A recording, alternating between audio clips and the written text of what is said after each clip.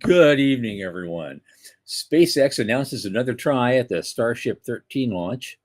Skyroot Aerospace in India announces the first private orbital launch. It's all over the news this week.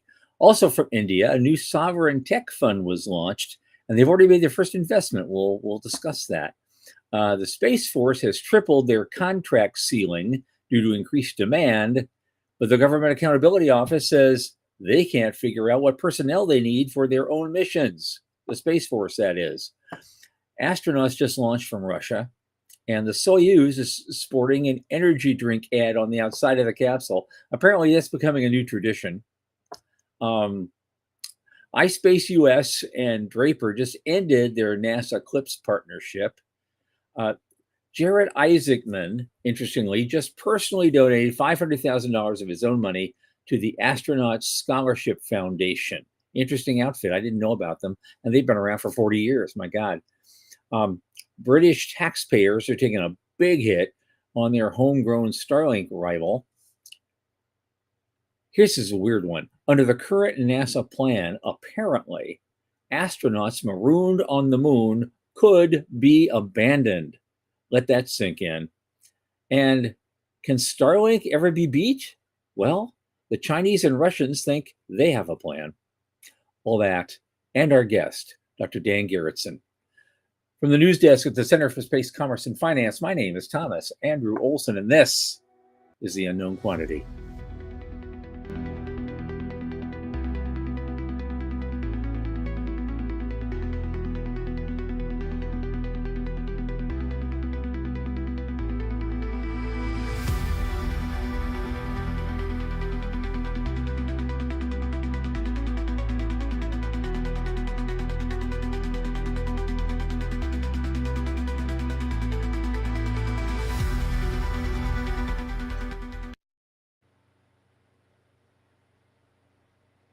As you know, this program is brought to you by the Center for Space Commerce and Finance. And what is the Center?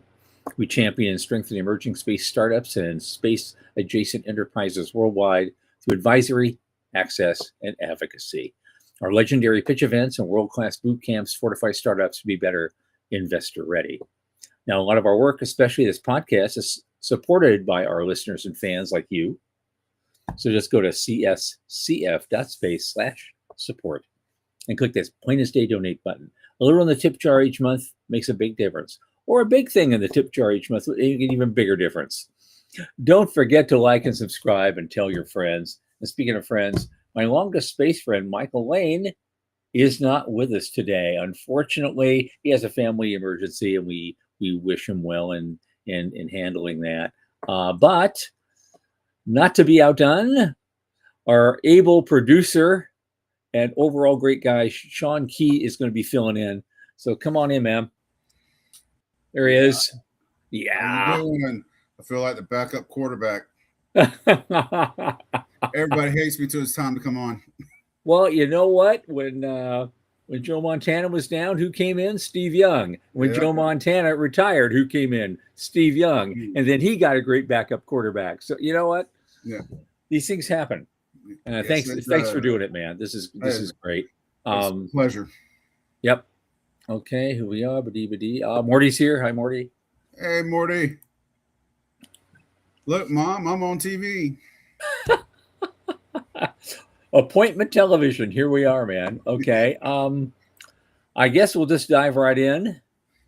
Right now, the first one is a pretty softball one.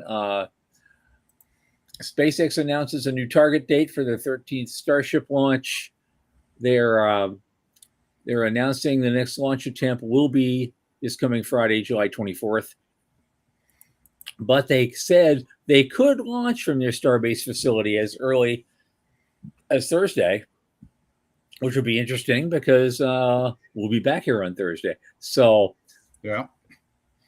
Let's hope we don't jinx it. Okay. It always seems to happen, doesn't it?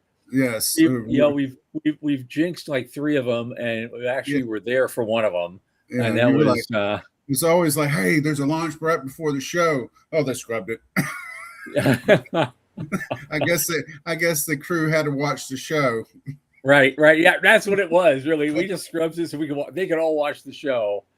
And if that was true, why aren't you donating more? Come on, guys. It's tax deductible. Come on. Exactly. Yeah, I need some new shoes. Yeah. I mean, $100 each from the entire crew. That would make our year, I think. Yeah. Okay. Let's So see that's here. that. Really, the interesting news today is coming from India over the weekend. An outfit called Skyroot Aerospace. They launched their first private sector orbital launch. There we go. How to continue to the site. Skyroot. Yep, there we go. Well, this I like this. I like seeing the other, especially like India, and we get more and more. Besides the regular players into the industry, we're starting to see the development in other countries, and that's great. I personally, I'm loving it. I know the word sovereign makes Michael shake a little bit, but it's happening. It's happening everywhere. Yeah, but I think it's important. You have a right to your country's identity and to cherish it and enshrine it. But I mean, the whole thing at the end of the day is that we want to excel at what we do. But we also want to cooperate. So there's a balancing act between the two. So while I understand that some people get upset about sovereignty, I just think it's a natural thing. It's part of our history. That's what I think. Yeah, absolutely. But given the situation, we've seen this private company do their first launch. Obviously, like we launch from NASA-owned property. They're launching from ISRO-owned property in India. I don't think we pay enough attention to what's going on with ISRO and with the private sector community. I think that's an oversight I'm going to try to do something about in future months and years. Because something else happened as a result of this launch, not as a direct result of it, but it's kind of a piggyback. Right. About the same time, an organization in India called the Antarish Venture Capital Fund, and it's managed by SIDBI Venture Capital Limited. They've executed an opening investment. They have a fund that wants to invest in some space stuff. They have like it's about, I don't know, maybe a $20 million fund, maybe a $50 million fund. I have trouble sometimes translating their currency because they have this word called a crore, CRORE. I had to look it up. A crore is their word for 10 million. So I presume a crore is in 10 million, rupees, and they have a new fund with 500 crore. I think it came out to about $50 million, which is not chump change. And they've already made their first investment in a company called Garuva Space, and they're a space engineering solution provider. And what they got was the equivalent of about 6.2 million US dollars. So that's not chump change either for an initial investment. Yeah, that's actually that's pretty good. They're serious, and they're taking it seriously, and they're trying to help build through their own private sector, their own sovereign capacity. So that's cool.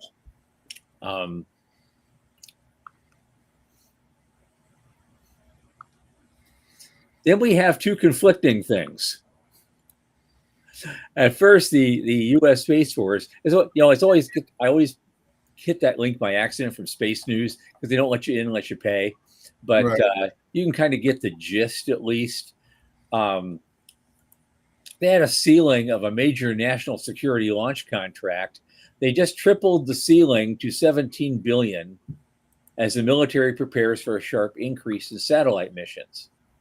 And that's significant, but all that money that's going into the Golden Dome, I'm sure, had a lot to do with this. Right. And they got given a whole ton of money no matter what.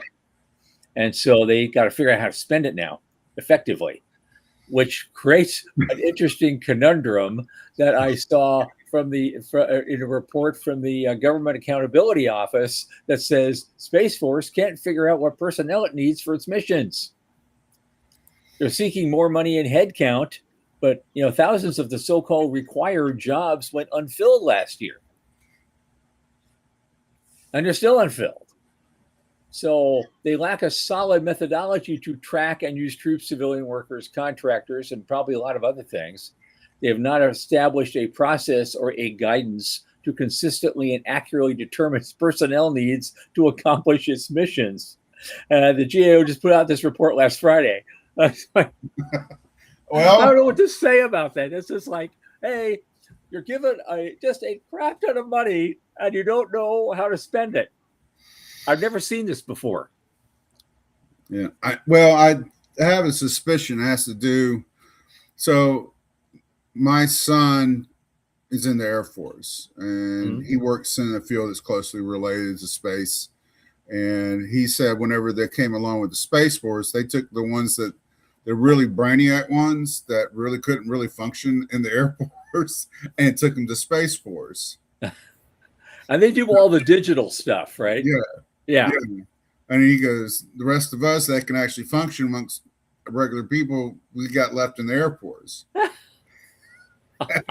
And when you bring that up and they're like, they can't figure out, well, it just makes me think there's a gap there somewhere. Yeah. Just a little one. Yeah. Just a little one. Yeah. Oh, yeah. Oh, God. But yeah, I mean, so they get the money. I think what it is you get an infusion of money rapidly, and you're trying to spend it as quickly as you get it. It kind of leads to I don't have enough people. I don't even know what I need to fill. Yeah. So I think they're still figuring out what they need in this process, because you get big dreams, but you don't have the big plans to go with the big dreams, so you got the big money. Mm-hmm. So Catch-22. Yeah, I know. So there is that. See what I mean about the news being so weird tonight? Yeah. So astronauts launched on a Soyuz rocket had an energy drink ad on the outside of it. And apparently this is becoming a Russian tradition. Capitalism, baby. Yeah. And there was an ad for Limonade, Lit Energy. And there it is. And it's in English even written on there, Lit Energy. Really, there's some other stuff painted on the side of that thing too. Man, there would be Pizza Hut. There'd be all kinds of things on the side of it. I know. Well, that was the joke way back when we still had the shuttle. We should we should sell ads and stick them over the shuttle. And that imagery looked funny. Oh yeah. Yeah, I've heard that before. Somebody had the idea. Was it a thing that somebody wanted to take on the side of the space station? I think the ISS. They wanted to do digital ads by just using a laser to print out, put the image of a logo or something on there. Uh-huh. It was years and years ago. I don't remember. I was adjacent to the industry. I wasn't in the industry, so, but right. But I heard of it, and I just like, well, that's wild. That would be wild. But it's one way to make it commercial. Yeah. Okay. Well, that's what they're doing. Okay. Now, here's an interesting thing. I think it's just because a lot of the clip stuff has kind of been put on hold for a while, right? In certain ways. But iSpace US and Draper had a partnership to develop a lunar lander for the NASA's commercial lunar payload services.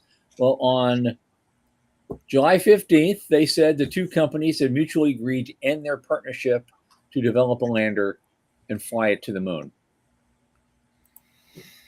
And I don't know if that's a result of them not getting along or the shift in NASA's policy of late.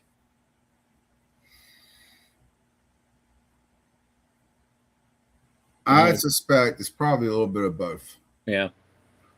I think the shift exposed the stress of them not really getting, not merging together as a partner. Yeah. But that's just a suspicion. It's just not. Yeah. Don't take it for gospel, folks. I'm just That was, gossiping.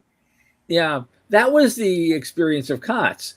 Orbital Sciences and SpaceX came out of COTS, but Right. rocket plane Kistler, oh man, they crashed and burned so hard. Yeah, because they couldn't figure out how to work together. Yeah, well, that's with any business in any industry, that you're going to have that. Wells Fargo, honestly, it's not really Wells Fargo. It's just Wells Fargo by name. When they merged with the Northern, I forgot the name of the bank up in North.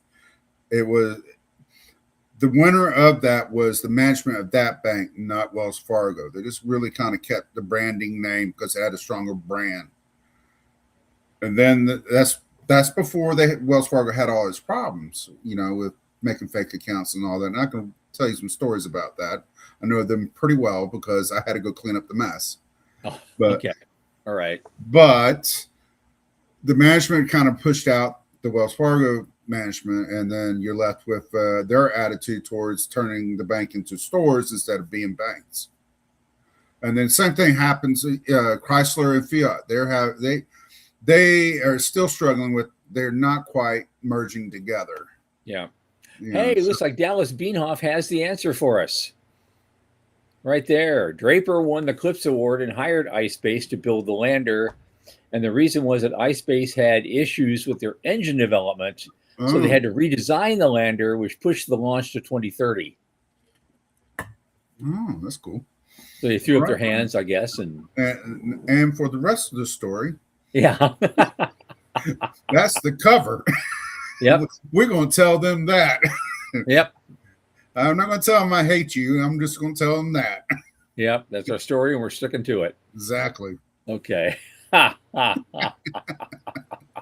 no, it seems to be legit, though. I mean, that would make a reasonable sense. Yep. Well, I guess I never heard of this for a while, or maybe I heard of it and I just forgot. There's this nonprofit called the Astronaut Scholarship Foundation, and it's for it's educational stuff and a whole bunch of other things, and tries to encourage kids to get involved and them and stuff like that.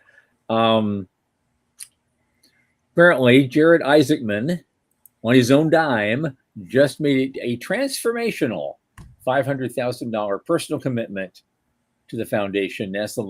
And in their entire 40-year history, that's the largest one-time individual gift. And so they're pretty happy about it. And I thought it says a lot about his character as well. So I was happy to see this. He's really, he's done a lot for the industry. He's really putting his money where, his mouth is.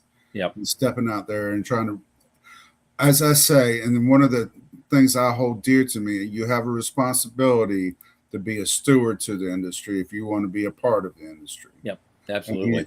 And he's being a very good steward. And continues to be one. Yeah. So I hope he sticks around a while. All right. Actually, we're making good time here. This is great. Yeah, because I don't go off on tangents like Michael does. Yeah. I'm not yelling at the screen. Stop, Michael. We have a time limit. I know. God, it's just it's so. Yes, Michael. If you're watching this, I am picking on you. I'm just kidding. We love you, Michael. We just we got to tease a little bit. Yeah. Well, the next one is here's one about money. It doesn't look good for them. Apparently, the British taxpayers got on the hook for 340 million plus pounds to invest in, quote unquote, a rival to Elon Musk's Starlink turned sour. So they were talking about it's a combination of OneWeb and somebody else, because that whole page was on there for me just 3 hours ago. And so now they're they Now they want a bunch of stuff.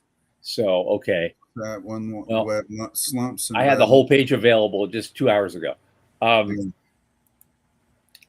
That's what it was. It was OneWeb, which has always been having problems, and another outfit that they had that was helping them. And apparently they're not doing very well. They're not keeping up.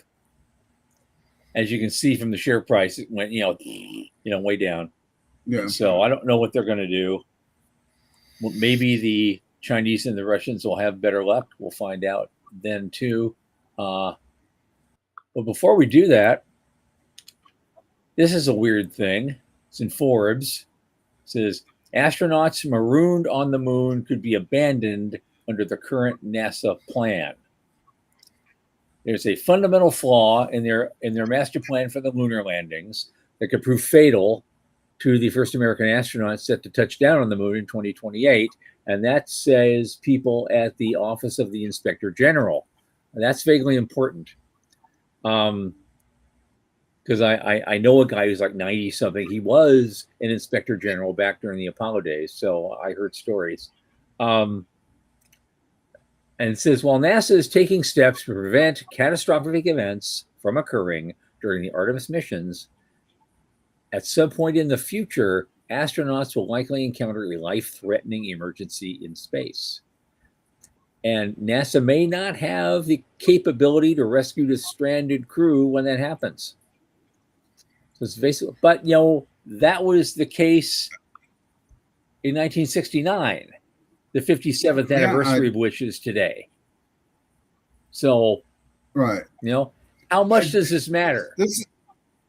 I think that's just somebody stretching for news because, we're inherently, there's a group of people on the fringe of being a humanity that's willing to take life-threatening risk to push the envelope, to help humanity expand. Yep. I mean, I'm not sure if I'm one of those guys. I know I've jumped out of airplanes. I miss doing that. I've been in hostile fire zones where people threw lead at me very angrily. I've been in firefighter. I've done that. I've been a blue collar guy to about my mid 30s, and then I tried to transition over to this white collar thing. I feel like an outsider half the time, but there's people that are willing to take their risk, and this is something we know, Mm-hmm. And I just think that sometimes the news is just trying to capture something that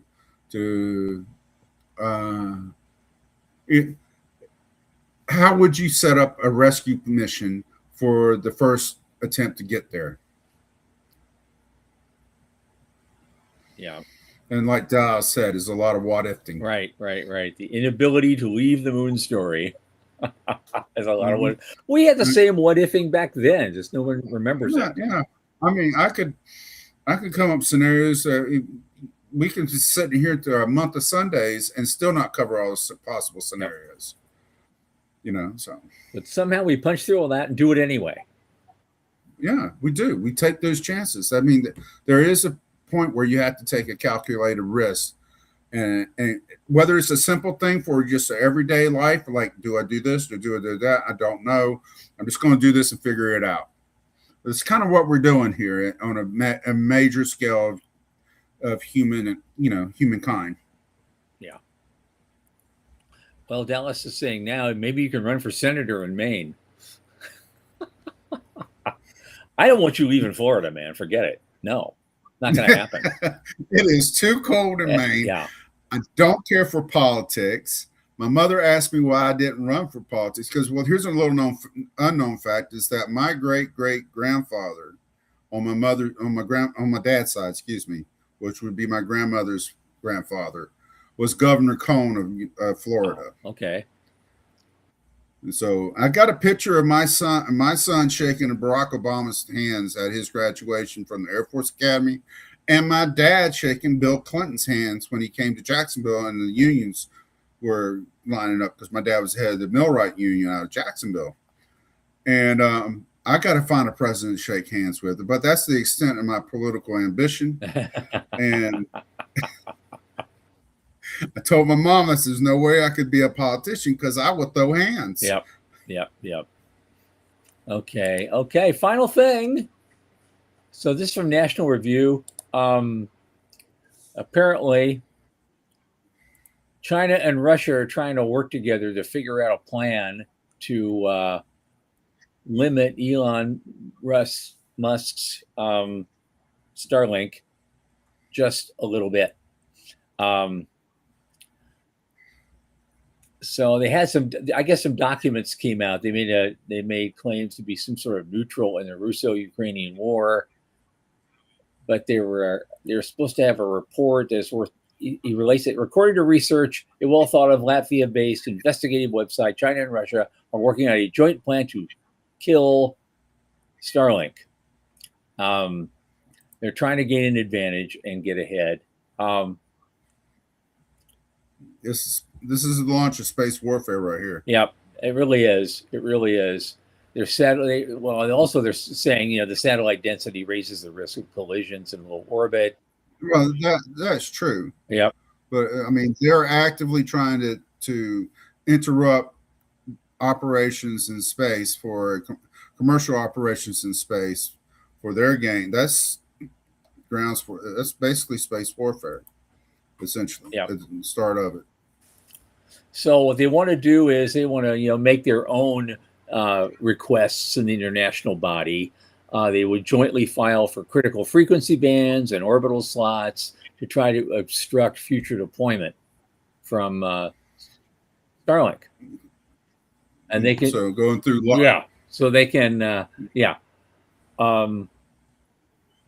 of course Google's DeepMind CEO said he had a proposal for a new international watchdog that would do rigorous tests and reviews of cutting-edge AI models before release. And of course, they say it's plenty of reasons why that's probably a terrible idea. One of them is the advantage it would hand Beijing, which has no interest in playing by the rules by others. Yeah, and that's the reason why So I'm not one of those who are anti-climate change. I am very much so. I do believe the climate is changing and we have an impact on it. But our impact compared to some of the other players is less. Mm-hmm. And they have no incentive to follow the rules. Right. They get a free pass. China and India especially, they get a free pass every time. Yeah. And there's no way to enforce it. Are we going to just chop our foot off out just by being a good sport? Yeah. Yeah, I know. In those circumstances, I just understand why that's unenforceable, and it's not practical to sign up with any of those agreements. It's irrational to do so. Well, I always think in terms of we are all descended from people who survived in Ice Age with nothing but furs and flint and sticks. So this time around, we learn how to swim. And so this time around, we know how to swim. We have education. Supposedly, we know how to build air conditioning. We shouldn't have to complain too much. We should be able to figure things out. Well, it's the modern age. We like to complain. Yeah.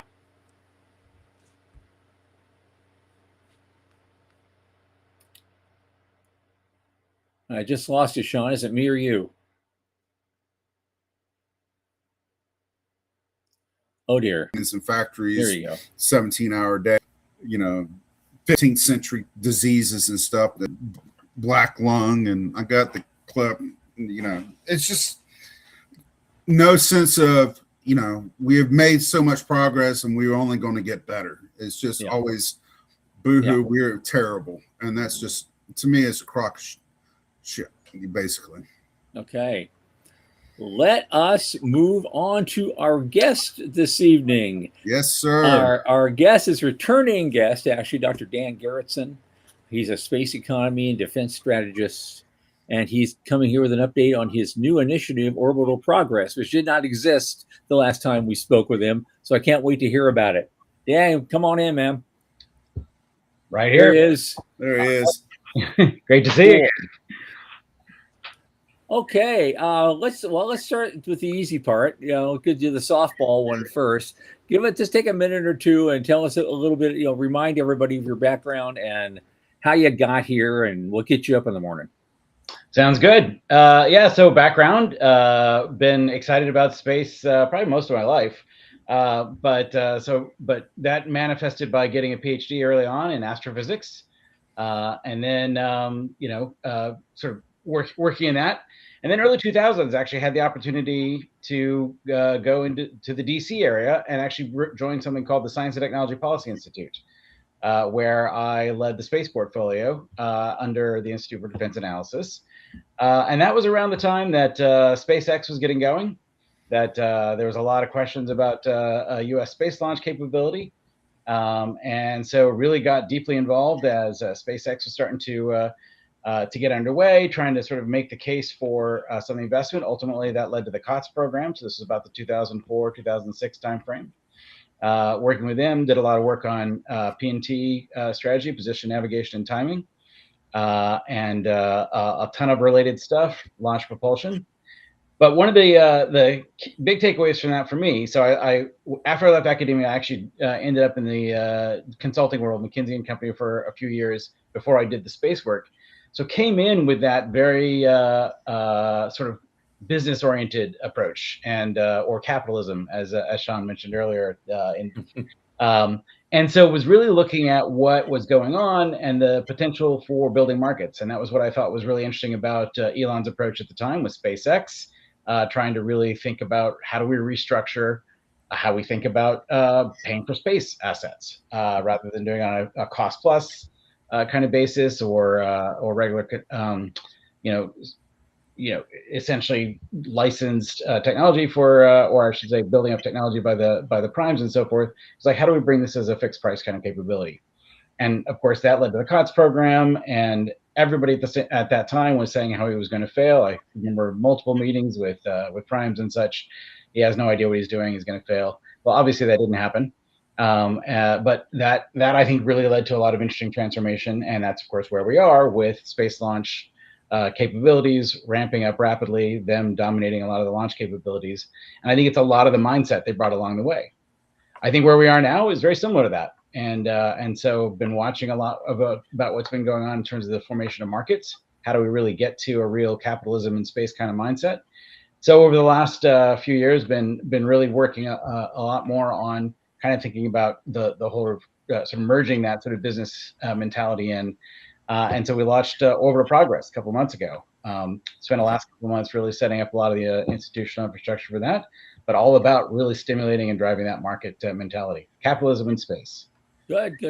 Here's the thing. You mentioned this. You did a post this morning, which I responded to, and you thanks for posting that. You gave us a plug. Of course. But you mentioned basically is still to this day, most of that commercial launch and everything else we're doing is all government driven. Government purchase orders. That's what's driving most of it. The billions and billions that are being spent every year. But you said actual true private on private work only amounts to about $6 billion of that total. Well, let me edit that just a little bit. Okay. So if you look at the growth of the space economy over 2015 to 2025, so about that 10-year stretch, the growth about 70 billion in growth in the kind of the space economy, and there's different ways of measuring that. We can get into that, of course. Sure. But there's about 70 billion in growth in terms of stuff that was driving space sustaining activity, and by that I mean revenues going into building the satellites, building the ground infrastructure, building the launch vehicles, and all the capabilities that ultimately drive revenue from direct space applications.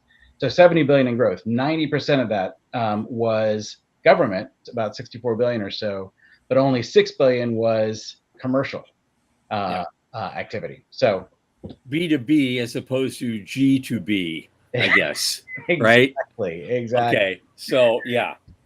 So you've formed this organization to fix that? To really try to figure out how do we continue to stimulate the growth. I don't necessarily want to limit government growth here. Government funding is driving a lot, and of course we've seen a huge surge. We've got the space race to the moon driving a lot of activity by both NASA, China, et cetera. The Europeans trying to get in on the game. You talked about the launch in India. and earlier in the show. So lots of folks jumping in, lots of money going in. The concern is it's a lot driven by these missions, national security, exploration, so forth. Firm believer in capitalism, believe that the real thing that's going to drive long-term growth is if we could start to build markets on top of that. So the way I see it, government's going to fund a lot of the infrastructure, their own reasons. Not going to question that. I might actually, but there's a ton of rationale for that. Let's make sure that converts into market-sustaining activity that can really convert into value creation going forward. And SpaceX is a great example. I mentioned that it only grew $6 billion over that 10-year time frame. If it wasn't for SpaceX, there actually would have been a decline in the commercial revenue. Would have fallen. But if you look at it, what happened, it was big, essentially a turnover, even just the last couple of years, where that $6 billion, if it wasn't for Starlink, you wouldn't have seen even that growth. Well, and that's the thing about SpaceX is SpaceX takes the win out of the room because SpaceX is the win. Because when you take out the number of launches that the U.S. has completed, take SpaceX out of that equation, we are behind China. Yep. And I champion that. I say that constantly because I want to hammer home SpaceX success is great, but it's great for SpaceX. Yep. And we have to capture the opportunity that SpaceX shows as a community, as an industry. And right. That's what makes me wonder though, because I saw something, I wrote about it. I saw that the way SpaceX went, they integrated their vertical value chain to a point where it's not really SpaceX as a space company, but SpaceX as an AI company. SpaceX AI. Yeah. And so is it a tech play? And they just happen to operate in space. And if that's the way forward, are we going to see pharmaceuticals do this? Are we going to see other space companies do this? And they're just going. Space becomes a domain, and not necessarily the industry that we think of right now. Which I think that's actually the great outcome, right? So if it's now an enabler, but it's a key enabler. Mm-hmm. The way I think about SpaceX is they got to space, they didn't find some vast commercial market, and so they've been building it with Starlink, starting point, and we'll see if space-based data centers become that next major market that they build. Yeah, that's a hard one. I just want to caution everybody on the idea of space-based data centers. It's not going to look like what you think it is. If it does become, it's definitely not going to be Connex boxes in space. And that's because of physics. Yeah, because of physics. Physics is a constraint you can't get around. But there's engineering that you can do. Is it economically viable? We don't know. Maybe the conditions will change. But it doesn't prohibit. It just tells you what you can and cannot do. Yeah. And because I came off the fence, I said it's going to happen. I hear everybody make a comment. Well, somebody obviously didn't pay attention to physics. Somebody needs to ask my son's an astrophysicist as well. He got his degree he got conferred his degree just recently. Oh, nice.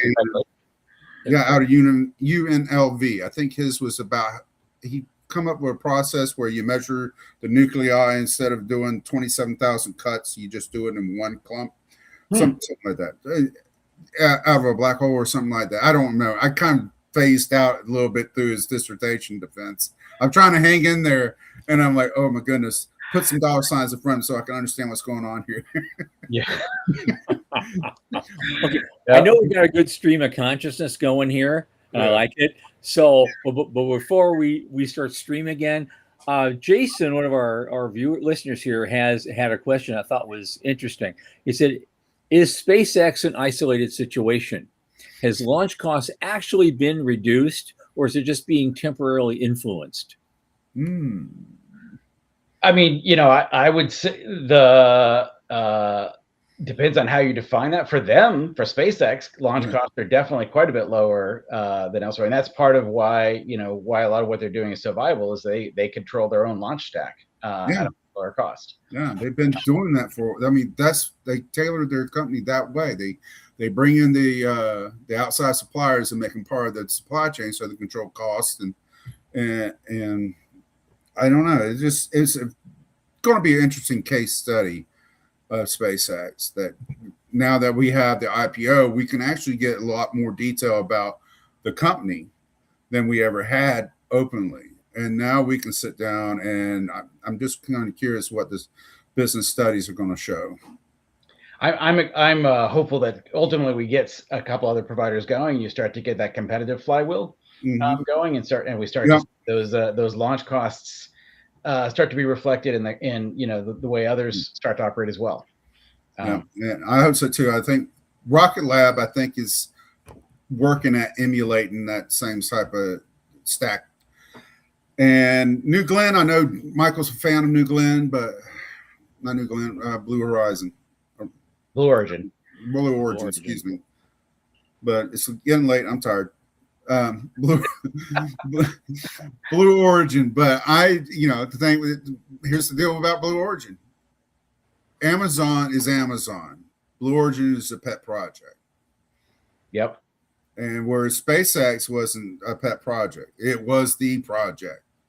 That exactly. And they've done great things in terms of transforming it. I mean, they really have made it possible, with the transporter missions that opened up space for a lot of the smaller satellite plays. Heck, I'm aware of folks putting together the CubeSats in high schools. Yeah. So, and you're getting that talent. And that's what I think is ultimately, we've now had a bunch of new SpaceX millionaires and a few billionaires formed. They're going to be spreading out and bringing that thinking and expertise to other companies. And I think we'll see a lot of evolution in that over time.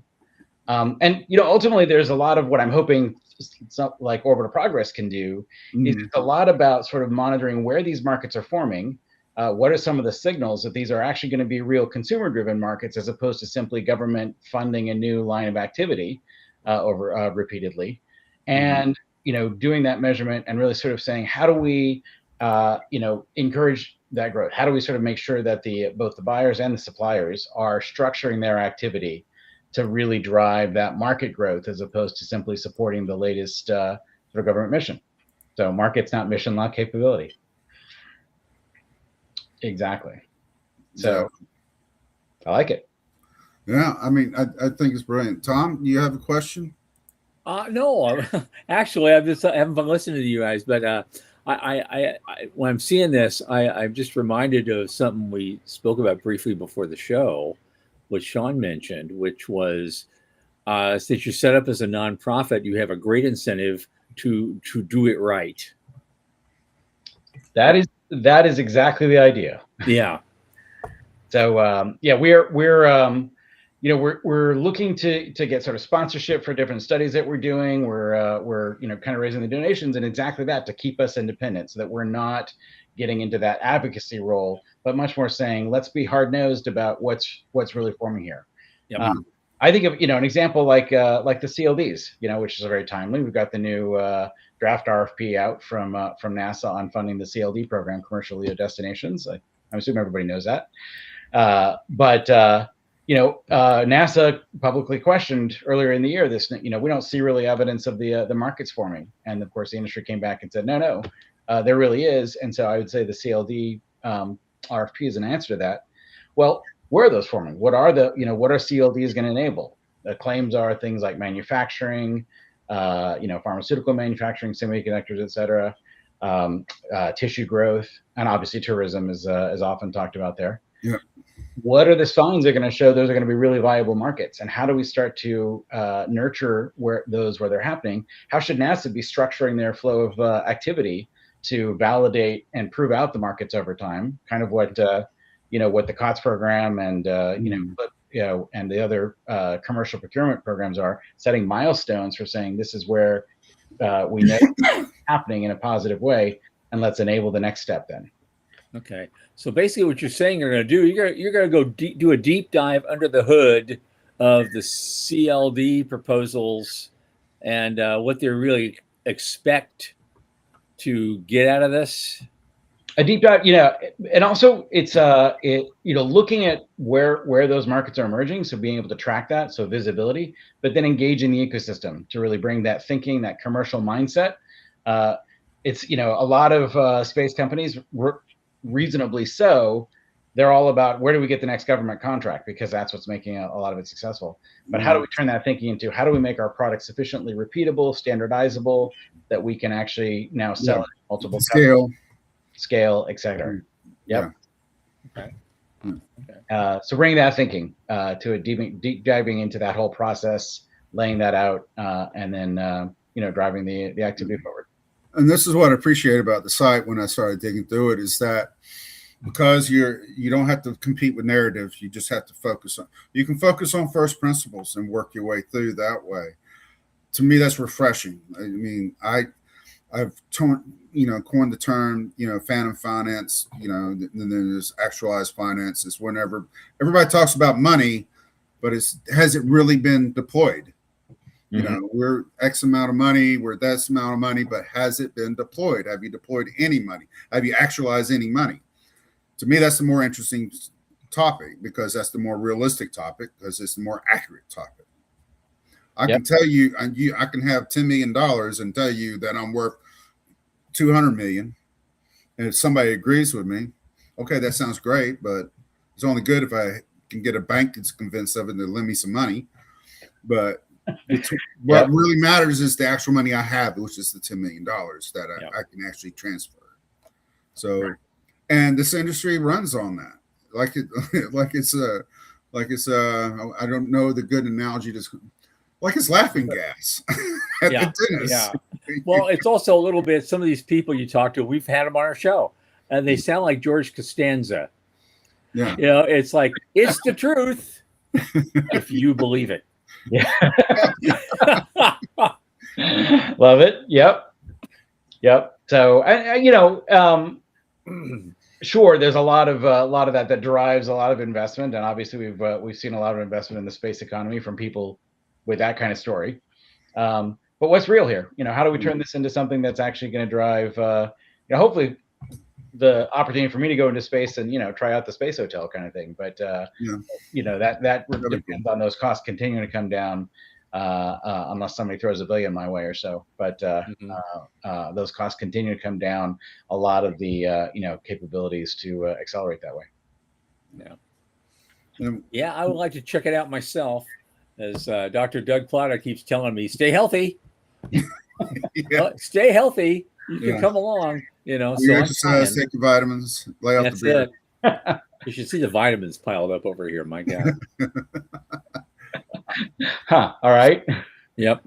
So what I do when I write with the investors in mind. But the one thing I keep on coming across is that there's a big mismatch with investment products and tools in the space industry, because a VC that's used to doing software launches and funding and financing, or stepping into hardware, that's two different games.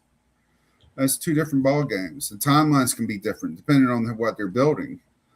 And sometimes, and once the VC's timeline is over with and they have to close out that contract, what bag are you left with if you're an entrepreneur? So I think that's what's the interesting thing to me, is how is capital going to adjust and evolve to accommodate and help the industry mature. Yep. Yeah, and it's a bit of a flywheel at some point. So I've also been talking to folks in the insurance and credit market side of the industry, and right now it's very hard for them to figure out how to lend against an asset. I mean, you lend against a satellite. What's that satellite worth if the the guy that you're lending the money to goes bankrupt and you reinvest it? What are you going to do with it? How are you going to monetize that investment? So there's a lot that has to go into creating that repeatability and that the mechanisms that allow them to finance that. But if they do, credit is a lot cheaper source of money than equity. Yeah. They can and entrepreneurs can start to do more. And so it's getting those flywheels going and making that standardization, making this much more of a repeatable process that can really be lent against or otherwise drive the growth of the economy. We plan on having a guy for insurance in a week or two for space insurance. That's exclusively what that company does. Come on the show, which I'm excited to see. And I've actually wrote about just a hypothetical financial bond or infrastructure bond for the space industry, as a way for these companies to raise some money. Because to help our viewers understand what the problem is that if you're building infrastructure, you're usually not going to get capital revenue coming in until after you built the infrastructure and starting getting your first people. It's like a toll road. You don't get money till the first car goes through the toll booth, and you have to have it completed by then. So these companies are, coming along and investing like a VC does. They're expecting revenues at a certain time. That doesn't happen till the very end. So it's the reason why I say it's a mismatch. It's a mismatch of what the VC is expecting. That's the reason why you see between round C and D a drop off between companies that are trying to develop their technology to that point where they're ready to scale. There's only a few companies that are actually scaling. Right. And part of that's they're not delivering the value for the government contractors in some cases, or they're not finding the dual use consumer markets that they may have projected. And that's again part of the thinking we want to bring to the table is how do you start to identify those much more reliably and ideally sooner to really drive that growth. And I think part of the problem for that to develop, we have to really lock down mass, make it more reliable to bring stuff back and more safe and more, easily repeatable, bring our product, services, and people back from space. Yeah, well, I mean, many of the potential markets. I was seeing some commentary on some of the pharmaceutical manufacturing, semiconductor manufacturing. That down mass is critical to make those markets. And there's still regulatory barriers. Yeah. And so we just have to, we have to really look at reducing those at this point. Regulatory barriers and regulatory confusion. A lot of that. A lot of different agencies trying to figure out how do they work together. You may have followed the Varda example, whatever that was a year or two ago, where they had the satellite in orbit. You get the FAA and the range managers and all to agree on the permissions to bring it back. Hi, Veronica.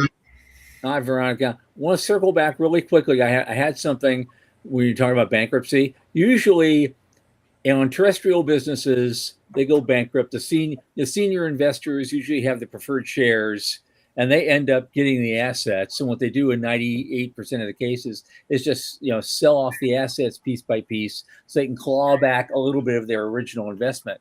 What happens with a space asset like that? It's not going to be that easy, I would think, especially if it's a commercial space station or an AI thing that's they just couldn't make a go of it, but it's still hardware that's sitting up there.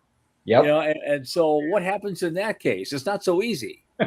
Which is exactly why you don't have those insurance and credit markets really formed at all in the space sector yet. That's the sort of thing is like when a guy goes bankrupt, you got to have some residual value for the credit markets to be able to price appropriately. That's why a lot of guys I know ended up using a captive. They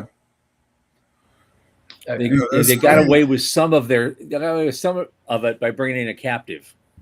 Bringing assets captive. Which is why Varda returns to Australia. Exactly. So basically what we need is a repo man or woman for space. That's what you're telling me. Well, that same guy driving that car. Yeah, that's it. I'm going to take that satellite back, buddy. Tracy Walter up there driving that car. Repo man's life always intense. Modularity, so you can take advantage of the all the cost that was used to put up a solar panel and replace out the electronics to have a new system. All sorts of things need to start to come into play here to make this work. That would be a great follow-on, though, because that movie that came out of China or someplace, or maybe Taiwan a few years ago, called Space Sweepers. It was actually quite funny and quite popular. They made some money, and maybe the follow-on would be Space Repo Men or something. That's what we need to see now. Yeah. Well, Tom, we got about 5 minutes left. You want to ask our final? Oh yeah. Oh yeah, we're getting to the end here, guys. It gone that fast? Okay, Yeah, we could there's cut something them short. standard we do, and given what you're currently working on, I'd love to ask you this question. We always do what we call a 525.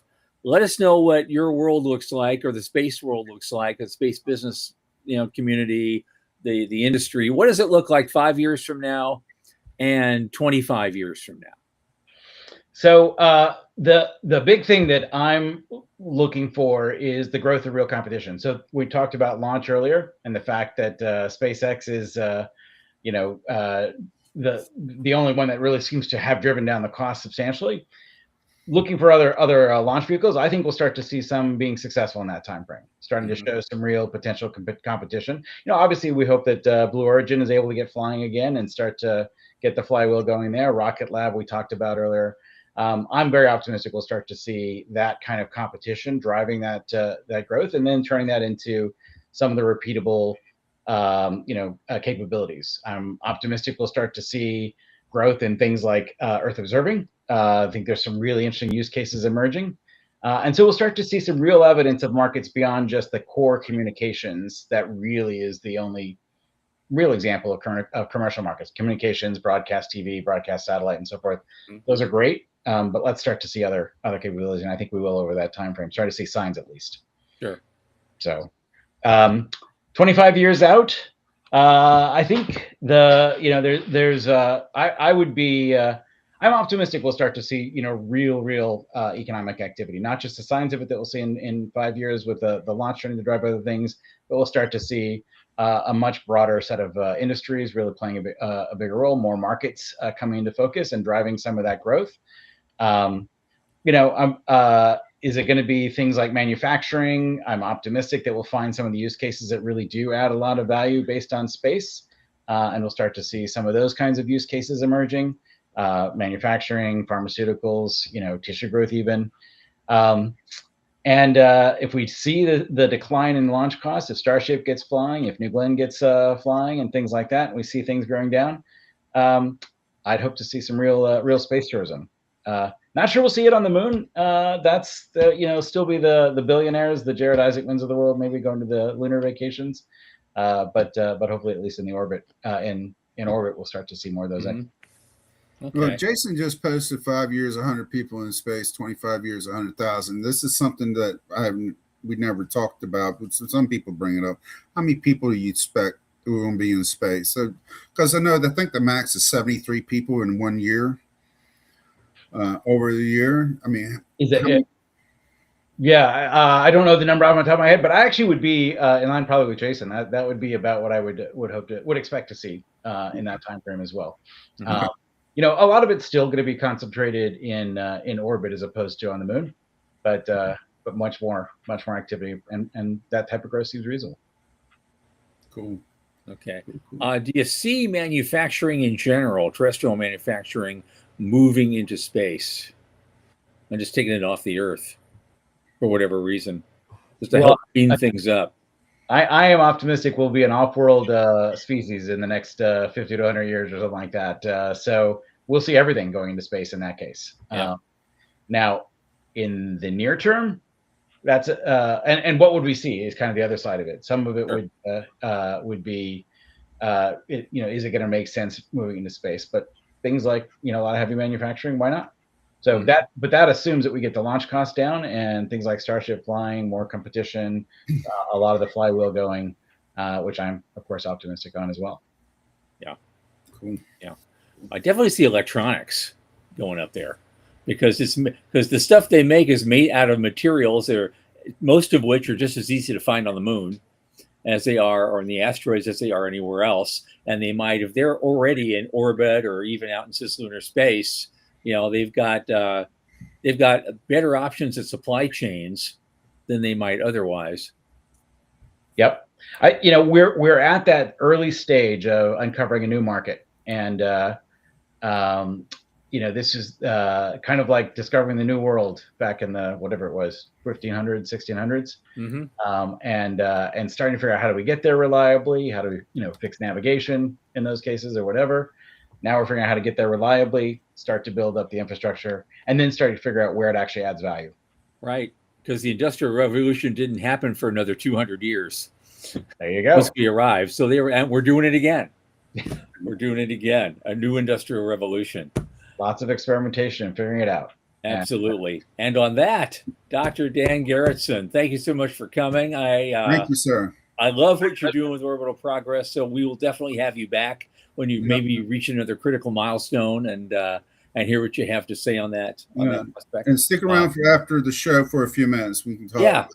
Okay. Yeah, we always do a post-mortem. I don't know why they call it that, but we do that. We're not dead yet. All right. Dan, thanks so much. My pleasure. Absolutely.